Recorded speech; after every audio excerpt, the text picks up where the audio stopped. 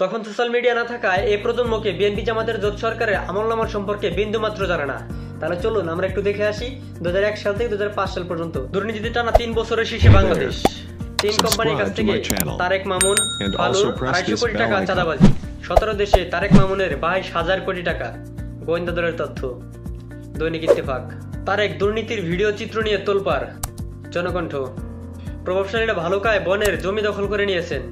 তালিকায় আছেন গিয়াসউদ্দিন মামুন, ইমতিয়াজ আহমেদ, মিজানুর রহমান সিনহা, এনায়েতুর রহমান, সালাম মুর্শিদি, আব্দুল আওয়াল, মিন্টু সহ অনেকেই। তারেকের দুর্নীতির বিচার হতে হবে। বিদেশি ব্যাংকে তারেকের 2,000 কোটিরও বেশি টাকা। দৈনিক ইত্তেফাক। মালয়েশিয়ায় তারেকের শিল্প। তারেক যোগাযোগ রাখছেন দাউদ ইব্রাহিমের সঙ্গে। শিক্ষা প্রতিষ্ঠানে জোট সরকারের ভূত রয়েছে। দুর্নীতি open secret. Good bye mister 10%। চাঁদাবাজি কাঠগড়ায় তারেক। চাঁদাবাজের সিংহভাগ হয়ে যেত হাওয়া ভবনে। দুর্নীতিতে বাংলাদেশের হ্যাটট্রিক। জামালউদ্দিন অপহরণ সহ অনেক খুনের ঘটনা চাপা দেয় বাবর। দৈনিক ইত্তেফাক। তারেক রহমান দুর্নীতির রাজপুত্র। খালেদার সম্মতিতে বসুন্ধরার কাছে 100 কোটি টাকা চেয়েছিলেন তারেক।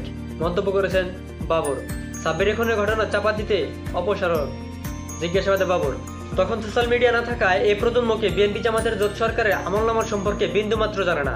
5 বছরের শাসনামলে টানা 5 বার পুরো বিশ্বে দুর্নীতিতে পতন ছিল বাংলাদেশ। 2009 সালে আওয়ামী লীগ সরকার ক্ষমতায় আসলে সে অবস্থান নেমে আসে 42তমতে, পরের বারের 45, এরপরের বছর 65-তে। 16 বছরে আর কখনো এই অবস্থান 30-এর নিচে নামেনি।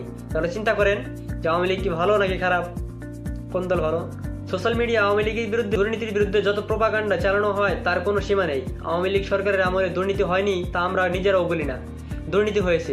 কিন্তু একবার চিন্তা করেন কত দুর্নীতি করলে একটা দেশ টানা 5 বার বিশ্ব চ্যাম্পিয়ন হয়। বিএনপি জামাতের ব্যাপারে আপনারা এখন যা দেখতেছেন তা শুধু ট্রেলার মাত্র।